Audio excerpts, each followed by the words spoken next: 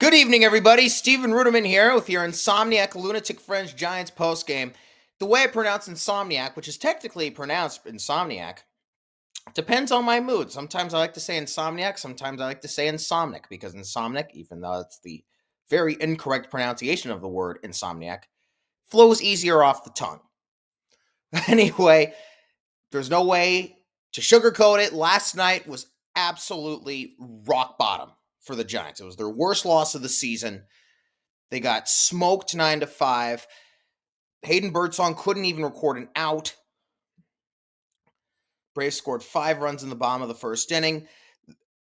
Ronald Acuna scored on a base hit, all the way from first on a base hit in the bottom of the fourth, then in the bottom of the sixth. Jung-Hoo Lee lets a routine fly ball drop right in front of him because he and Elliot Ramos have a miscommunication. It was rock bottom. So prior to the game, some moves were made. Hayden Birdsong and Tristan Beck, no surprise for the former, a bit of a surprise for the latter considering the innings he gave the Giants Friday night in Toronto. They were sent down prior to the game, and I feel bad for Birdsong. He had an incredible start, first in the bullpen and then in the rotation, but with his recent struggles over the last month plus and his battered confidence, he had to be sent down. He's going to need to work on some stuff down in the minor leagues. He's got the potential, and I think he really could be a strong second or third starter, but he needs to work on some kinks down in the minor leagues. In the meantime, so Sean Jelly and Carson Seymour were called up prior to the game, and last night, of course, was one of those games where moves are going to be made afterwards. It's just inevitable. And so tonight, the Giants came in 3 games over 500. The first time they had been that little over 500 since April Fool's Day, and I wish that was an April Fool's joke, but it's not. They came in at 52 and 49, losers of their last 6, losers of 7 of their last 8, and in desperate need of a win. Willy Adames said something after the game last night that I at first found a bit concerning. He said, quote, "I feel like in the first half we were grinders. It feels like lately the energy's not there." He would later go on to say, "That's not our identity. It feels like we've fallen off the bus. It's just not us. We have to figure out a way to get out of it as soon as possible." Of course, I was saying last night that the Giants need to get hot, and they need to get hot fast. At first, I was concerned, thinking, oh, is morale down in the clubhouse? And maybe it was. But Sam Lubman told me he thought it was Willy Adames calling out the team. And we saw a couple times last year where Bob Melvin would address the team after a losing stretch and basically say, hey, this is unacceptable baseball. He did it after a game in Arizona last June, and they played better ball. And then he did so after the Giants were swept against the Padres on September 15th, the Elliot Ramos opposite field splash hit. And the Giants, of course, ended the season with a nice little 9-3 run to springboard themselves into this season. And so perhaps maybe he had one of those meetings after the game last night. Something needed to be done. Something absolutely needed to be done. And it seemed to have worked. So the Giants go down scoreless in the first inning. And then the Braves have runners at first and second against Landon Roop with nobody out. First, it was Jurickson Profar reaching on a drop third strike. And then Matt Olson, who, by the way, has the longest active consecutive games played streak. He's baseball's current Ironman, as Dave Fleming said on the telecast. He hits a base hit to left. The Braves have runners at first and second. And it's here we go again. It's looking like it's going to be a big inning for the Braves. The Giants are going to fall down early. He's got the meat of the order coming up. He's facing one of the best players in baseball in Ronald Acuna. He strikes out Acuna swinging. He strikes out Drake Baldwin looking, and he gets Ozzie Albies to fly out to center field. And we go to the second. Roop gets out of it. Willy Adames draws a walk. Matt Chapman steps up and he hits a ball off the top of the wall in left center field. Adames scores. Chapman goes into third with a triple. The Giants asked for a review, which it does not require a challenge for home run boundary calls. It was upheld. No biggie. The run would score anyway. Wilmer would hit a sacrifice fly to left. It's 2-0. But the Giants were not done. Casey Schmidt hit a home run to left. It's 3-0. They still weren't done. Patrick Bailey lined a base hit to center. Luis Matos walked. Jung-Hoo Lee walked. Bases were loaded for Elliot Ramos, who knocks in a run on a sacrifice fly, and bam, the Giants have a 4 spot and an early 4-0 lead, and you could already tell something's different tonight. Something is different tonight. Root pitches a scoreless bottom of the second. He gets out of another jam in the bottom of the third. He survives a leadoff double from Profar. The Giants would score another run in the top of the fifth when Rafael Devers, who, by the way, finally made his, not just his Giants debut, but his big league debut at first base. First time he had ever played first base in his career. Really stepping up big time to help the team by playing first base. He leads out the top of the fifth with a double. Willy Adames singles him in. It's 5-0. Landon Roop gave the Giants what they needed. He gave them 5 solid innings, giving up 4 hits, just 1 walk, striking out 6. The Giants would score 4 more in the top of the 7th inning. Ramos walked to lead off the inning, went to second on a balk. Devers singled him in. Adames walked. Chapman would strike out, but Wilmer hit a towering 3-run home run down the left field line. That made it a laugher. It was 9-0. And of course, it was such a laugher that the Braves went to Luke Williams, a position player in the ninth, something that way too many teams have been doing as of late. It's not something I like seeing, but, well, it happened. And the Giants win 9-0. It was Carson Seymour, one of the 2 called up, that finished out the game. He went 2 innings, striking out 4, including striking out the side in a 1-2-3 bottom of the 9th inning. Sean Jelly pitched an inning. He gave up 2 hits, but was able to wiggle his way out of a jam in the bottom of the 6th. Joey Lucchesi, he struck out the side and gave up a hit in the bottom of the 7th. And then, of course, Seymour the final 2 innings. And just a massive win for the Giants. And I'm not saying they're back, but this was your 2025 Giants kind of game where we saw it because the Giants have a little bit of everything. They play small ball. They play situational baseball. They can hit home runs. They were doing a little bit of everything tonight. Now, I was really excited after the Giants went against the Red Sox on June 22nd because they did a little bit of everything, and then they had just that horrible week and a half at the end of June. So I'm not declaring them back yet. But to have this kind of game after what was no doubt the worst loss of the season last night, that is huge. That is humongous. And I think Willy Adames, I think something may have happened in the clubhouse. Now, we have no clue what happens behind closed doors, but I feel like something happened in the clubhouse. Willy Adames, I am so glad the Giants signed him. He hasn't had the greatest season. He has been swinging the bat lately, but he has been such a great leadership presence in that clubhouse. And he is the kind of guy who I think, would call out his teammates and say, come on, guys, we've got to play better than this. And they showed up ready to go tonight. And you knew in the second inning this was going to be a different kind of night. Roop escaping the jam in the bottom of the first. Braves have runners at first and second, nobody out. Roop gets out of it. And then the Giants put up a 4 spot in the top of the second. You knew, I knew, we all knew this was going to be a different kind of night.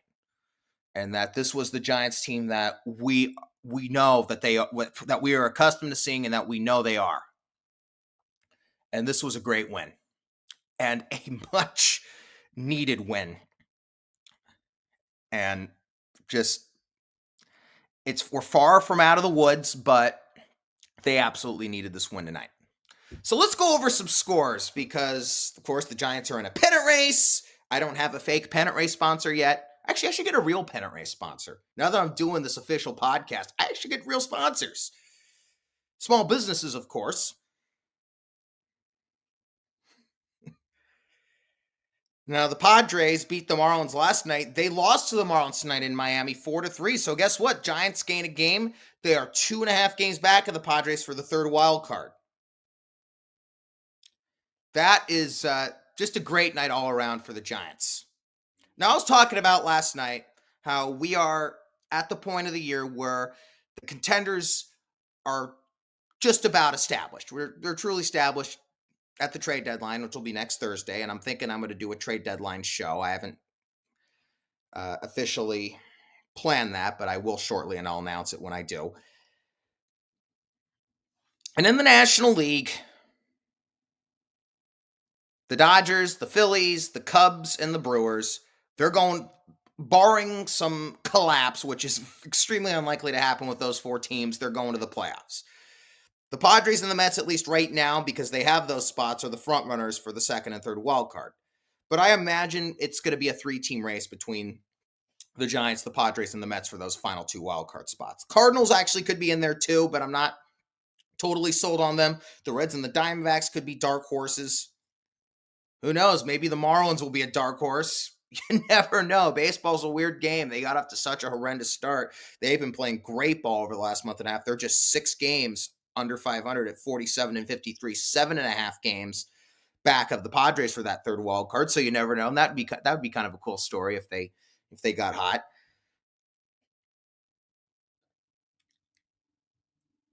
And the Giants, the Giants are going to have 6 games against the Mets over the next week and a half. 3 this weekend at Oracle Park. I'll be there Sunday for Sunday Night Baseball, and then the following weekend in Queens. The Padres and the Mets are teams that I doubt they will collapse, but are teams that can be beat out for a playoff spot. They've got their problems. The Padres, of course, have had a clubhouse problem for several years with Tatis and Machado. The Mets, it's been kind of a known fact that Juan Soto has been a problem in that clubhouse. Those are 2 teams the Giants can easily beat out for a playoff spot. And I do think this is going to be a 3-team race between the Giants, the Padres, and the Mets for those two, for the second and third wild card spots. And what's cool is the Giants are going to have a combined 13 games against those teams all in the next month.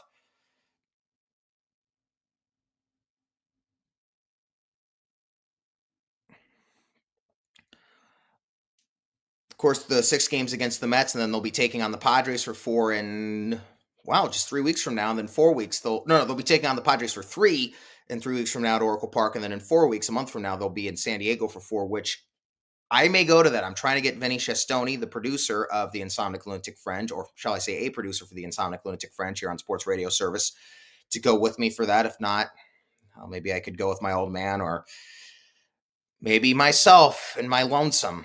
I love San Diego, and I haven't been there in 3 years, and I really want to go down there. And I think it will be a very big series for the Giants. And knowing Vinny, since they won tonight, he'll probably text me saying, I'm down to go to San Diego.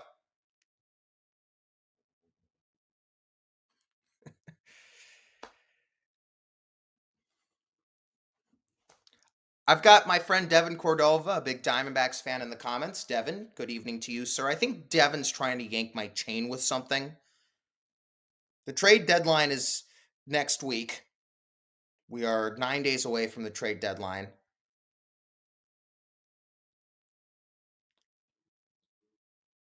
And Devin is claiming to report, or maybe he's saying that this trade should happen.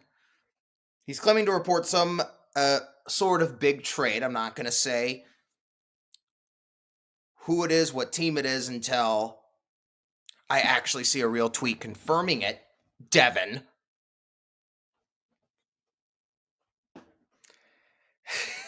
And,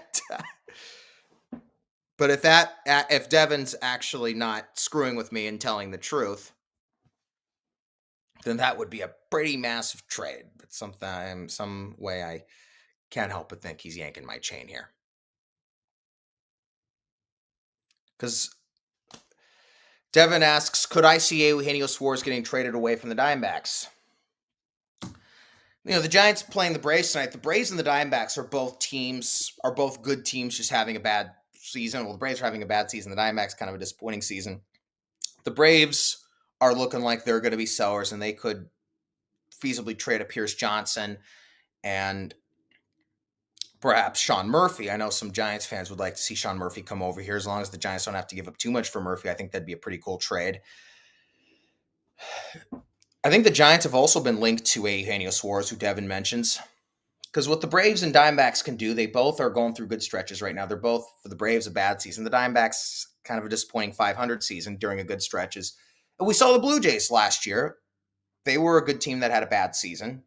And the Blue Jays did it, which is you can trade a couple pieces that are not big names, but guys who are pretty solid, who you don't necessarily need going forward, but who will net you some prospects so you can replenish the farm system and keep that going for many years to come. Suarez could get some big prospects for him. I think the Giants are going to have a hard time. The Giants would have to give up someone like Bryce Eldridge to get a Eugenio Suarez, and I would be vehemently opposed to the Giants trading Bryce Eldridge. I believe he's coming off the aisle. I may go to Sutter Health Park to take a look-see at him either tomorrow or Thursday. And I think he can make a real big impact if he's ready to get called up in August. Whatever team would trade for Suarez, though, Devin, who, 36 home runs, 85 RBIs, that would be a massive addition for them. And I know the Diamondbacks are thinking of trading him, and that wouldn't be the worst thing for the Diamondbacks too, because they've got a good team, they've got a good nucleus. So I think they'll be back in it next year. I think for the Diamondbacks, and Devin, I've told you this over the phone, it's just not their year.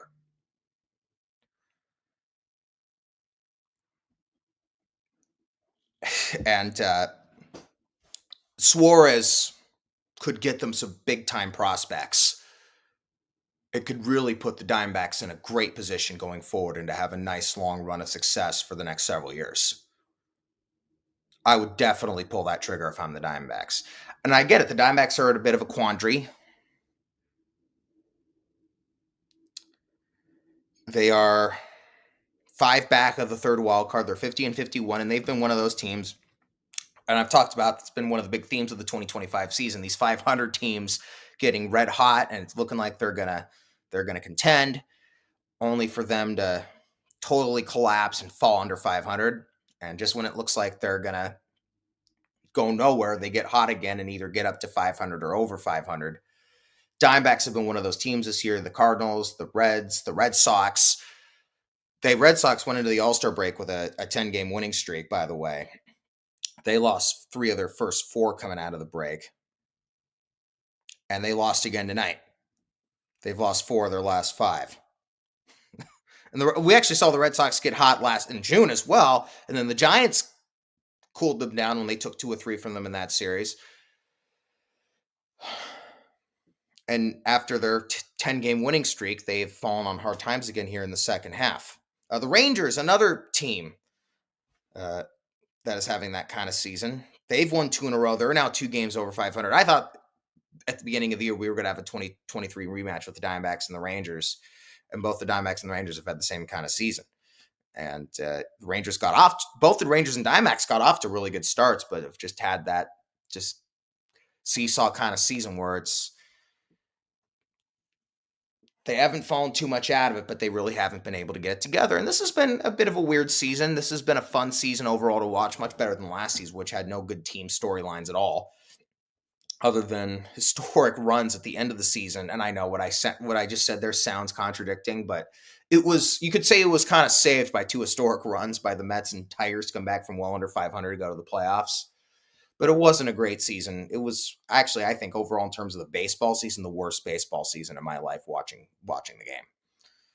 This has been a much better baseball season. 2023, I thought, was a great season. The theme of that season was the Cinderella team. A lot of teams that weren't that great had great seasons. And of course, we had the Cinderella World Series with the Rangers and the Diamondbacks. That was an awesome season. And 2025, for the most part, well, and same with 2023, other than the mental mistakes we see every night because you have the combination of the nerds running the teams, not teaching the basic fundamentals and teaching stuff like the one knee on the ground, catcher stance, infielders backhanding every ground ball, and the clownish uppercut launch angle swings. And the combination of that plus the fact that the talent today is just not as good. You'll see a lot of that stuff every night, but it's still, 2023 was an awesome season. This year's been a good season overall for the game, I think, other than, the A's playing in Sacramento. That, of course, is a big black eye for the game. Other than that, it's been a good season. And I could see one of those teams making a run in the final 2 months of the season, perhaps even going to the playoffs. The Padres and Mets are teams that are definitely, they can be beat out by the Giants and another team that gets hot at the right time. And that's why, even though I think the Diamondbacks would be wise to pull the trigger on Suarez, they might be a bit loath to, because they might be thinking, you never know what could happen in the last 2 months. And the Diamondbacks are the kind of team that they could get hot at the right time, and that could carry them deep into the postseason. However, at the same time, I think it is most likely not their year, and that's why I think they should pull the trigger on Eugenio Suarez, because they could get some massive prospects in return for him, and that'd put them in great position for the next several years.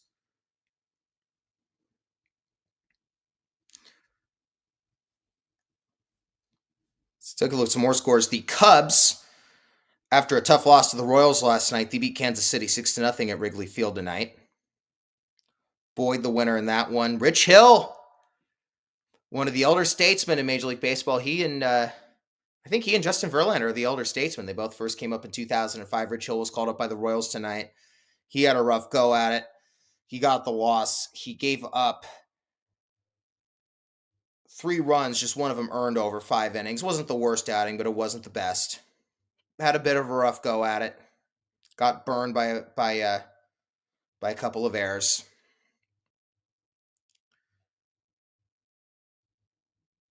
The Mets, who I mentioned, they beat the Angels 3-2. Why don't I put the standings on the screen just so we can everyone who's watching can get a good look at it, and let's just get a look-see at the wild card here. It is pennant race time.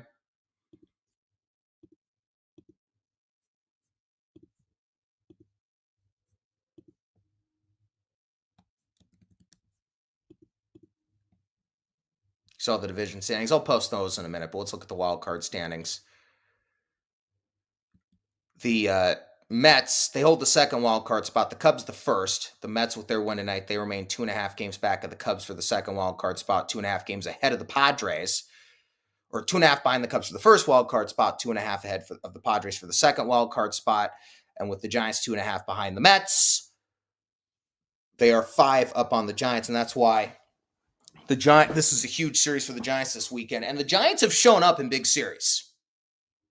And I think the Giants could definitely really come alive this weekend against the Mets. This is going to be a massive series at Oracle Park this weekend, and it will be a massive series when the Giants go to New York the following weekend. Giants have a real chance to really establish themselves as true contenders with these 6 games against the Mets. And then, of course, they have the 7 games against the Padres in the middle of August. So it's going to be a big next 4 weeks for the Giants. As I said last night, they need to get hot, and they need to get hot fast. I'm not declaring them back yet, because I've gotten excited when it's looked like they're back, like their win on June 22nd against the Padres. But I definitely feel a lot better than I did 24 hours ago.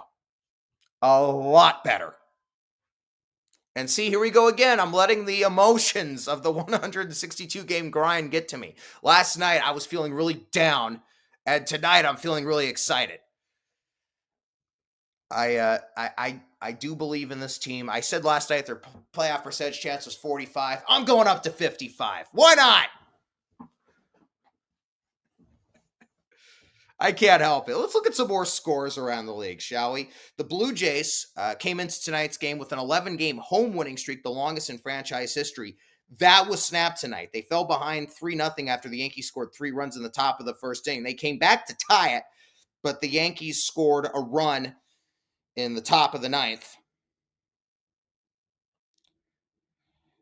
to take the lead, and they would hold on to win it by a final of 5-4. So the Yankees, with that win, they are now 3 back of the Blue Jays for first place in the American League East. And it was a home run, by the way, in the top of the 9th by Ben Rice that did it. Let's take a look at those division standings, shall we?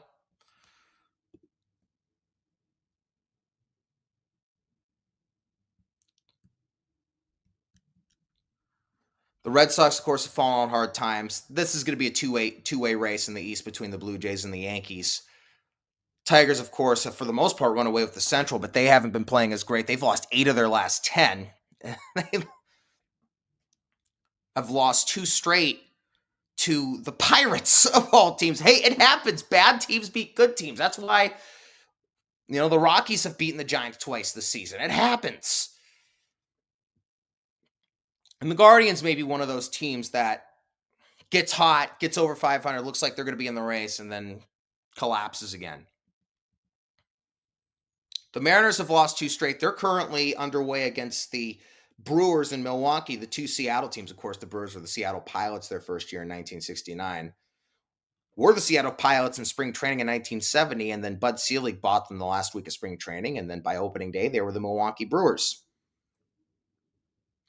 Right now, they are scoreless in the bottom of the 5th inning. Logan Gilbert, the left-hander going for Seattle, who, by the way, got his 800th career strikeout tonight. And the young kid, the all-star, even though he'd only pitched in 5 games. No, I'm not trying to diss him, but that should not have happened.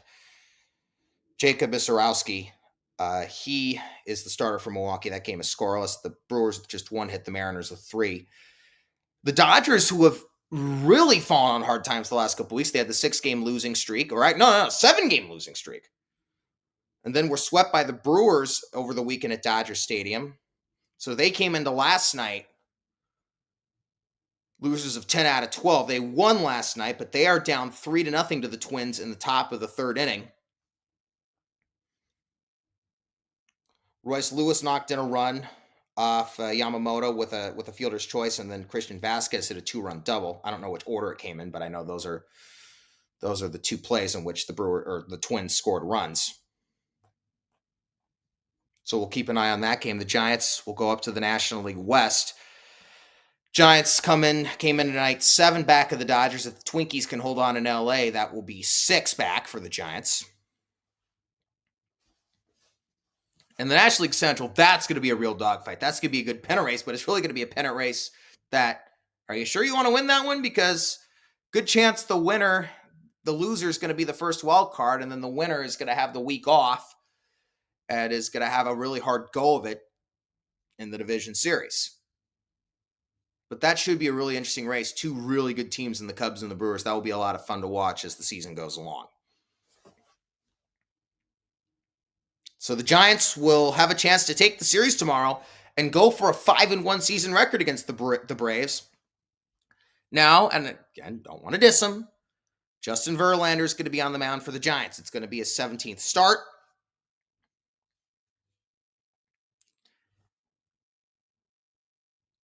We can only hope I know we keep saying this every single time Verlander starts, but we can only hope that this will finally be the time that Verlander gets his first win as a Giant.